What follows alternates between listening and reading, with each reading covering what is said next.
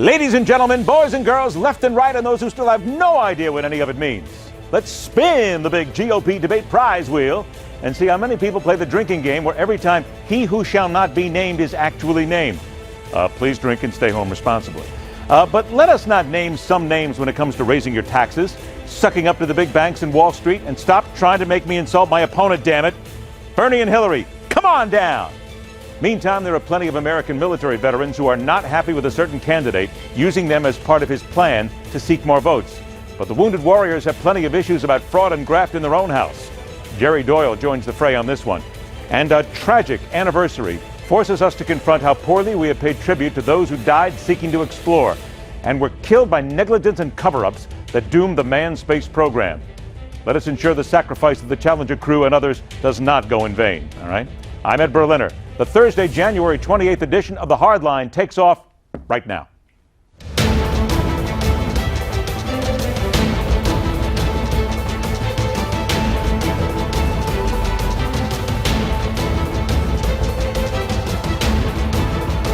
Can you believe we've already had 6 debates? Can you believe how, when I did this, I never debated before. I create jobs, I do deals, I do buildings, I do stuff all over the world.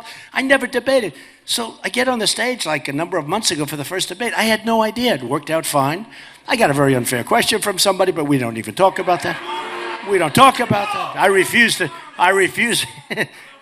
to talk about that. Uh-huh.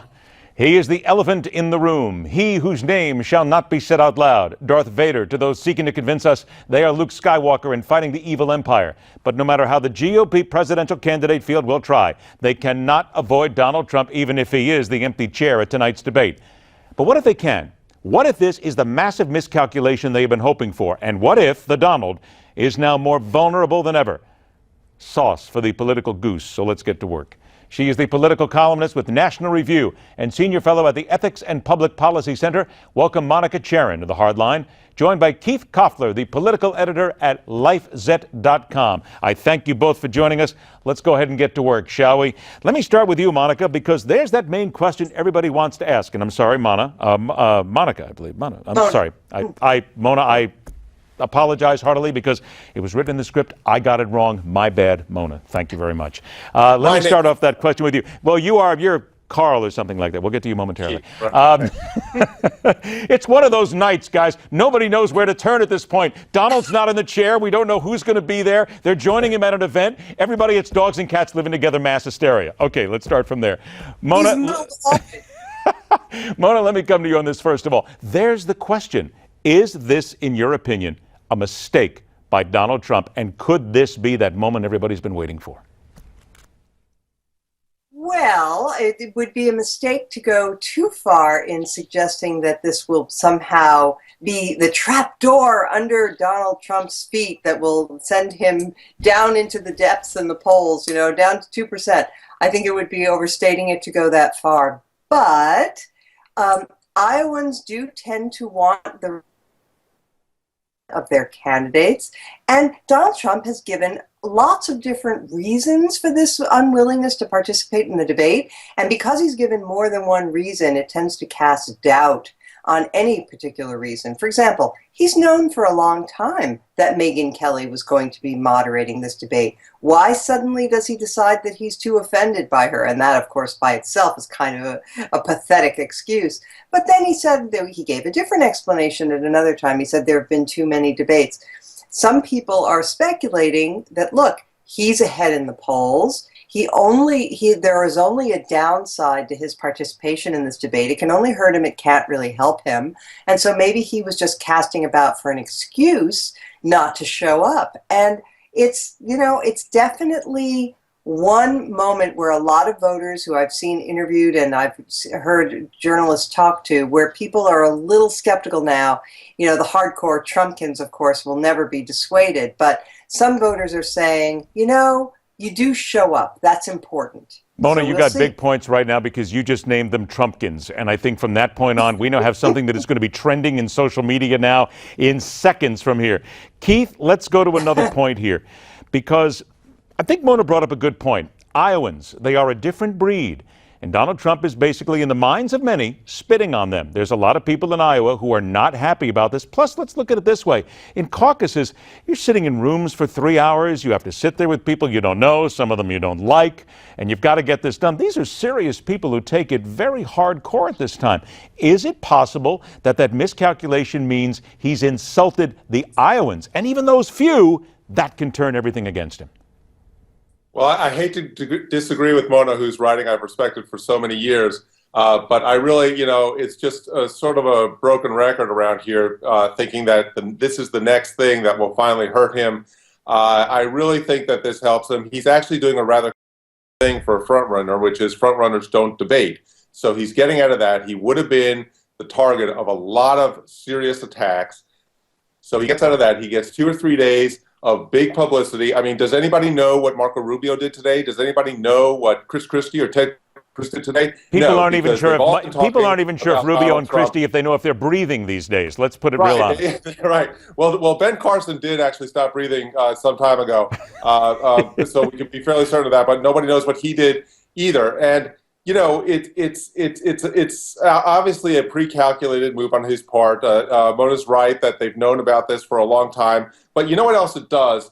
It puts now Ted Cruz in the limelight. So instead of everybody attacking Trump, which they will in absentia, they'll also go after Cruz because Cruz is there. And finally, I think it says something to Iowans that they kind of like, and it's kind of been the basis of a lot of his campaign, which is that he's an iconoclast. He does what he wants. He's willing to stand up to the establishment, to Russia, to any, it just fits with his personality of being a strong personality who will do what is necessary to try to change things in this country. I think that's what people are looking for. I think that's what this is another. You brought up the other names, though, so let's get into those. Russia. Go ahead, Mona. Go ahead. He admires Putin because Putin said something nice about him. So he said that he was very pleased to get this praise from Putin. And a journalist said, well, but Mr. Trump, Putin executes journalists. I mean, he executes lots of people, but the journalist was particularly concerned about that for obvious reasons. And Trump said, well, we kill a lot of people too. So that's the level of discernment that Donald Trump has about world leaders. It doesn't matter if you're a dictator, if you're a tyrant. If you say nice things about Donald Trump, he's fine with you. Mona, let's also be honest, too. Well, Donald Trump is envious because he really wants to look good, bare-shirted, just like Vladimir Putin does. We know that, but we just don't want to say that out loud. He has not pulled his shirt off yet, so maybe we're good for that. I only got like a couple of minutes here, so let me get down to something really serious here. We'll try desperately. Keith, I'll come to you first here. With regard, though, to those who will be on the stage tonight, we keep hearing that somebody's got to act like an adult. There's adults in the room. Who has the best chance to act like an adult and at the same time grab people by the throat and say, I'm the guy, not the Donald? Well, this is obviously Ted Cruz's moment. I mean, he was ahead in Iowa for a long time. Not for a long time, but he had gotten ahead of Trump for a little while. Now Trump has moved back ahead of him in Iowa. This is the moment where he really has to come on forcefully. I think he will. I think we'll see Chris Christie really going after that. In a way, he's looking further towards New Hampshire, where he has more of a chance. And Marco Rubio is climbing in the polls in Iowa as well. And this might be a moment where you'll really see him get aggressive, probably really go after Cruz, who's person he has to overtake. Second place for Marco Rubio in Iowa, if it could possibly happen, would be a huge win for him. Mona, this is all really great talk here. And again, people are going to go after Ted Cruz, and it's a great chance for Christie and a great chance for everybody. But I guess the biggest question is, will anybody watch? Will anybody see it? Right. That is a big question. And but I have heard that some of the veterans groups that were approached by the Trump people have turned him down. Which is a first in this campaign year where Trump has been able to define and dominate the media and sort of play various characters as if he were a marionette pulling strings. For the first time, that seems to be breaking down a little bit. I'm not saying it's over. I'm not saying that Trump isn't going to win, but it's trouble for him. What do we gather then by the fact that Santorum, Huckabee, and Fiorina have apparently all said that they're going to appear at Donald Trump's event tonight? Mona? That's That's very interesting. You know, I guess people are so desperate for attention and so resentful about being in the so-called undercard that they'll do anything. That's kind of disappointing about Fiorina. I wasn't surprised at the other two. Keith, I get about 30 seconds left here. It sounds almost like we've got at least two. Well, we know Santorum and Huckabee, and Fiorina then maybe shows up. Somebody looking for a VP slot? Oh, well, I think like Mona says, they're just looking for a little attention. They've all done really poorly in the polls, so there's really not a lot of case for any of them to be vice president. I think, and Cruz also has disqualified himself by going after Trump so strongly. Trump takes things very personally, but possibly Yep. Rubio. I think Rubio might be someone who could be a possibility for Trump. Well, I've already seen it on Twitter that somebody is saying that those candidates are going to go over to Donald Trump's place because he's got a better green room and the buffet is better. So maybe we'll find out that as well. We just don't know. Keith Koffler, Mona Charen, thank you so much for joining us. I look forward to talking to you again real soon. And make sure to join us tonight, 9 o'clock. We'll carry the Donald Trump event live, and then our debate special begins at 10:30 and heads till midnight right here.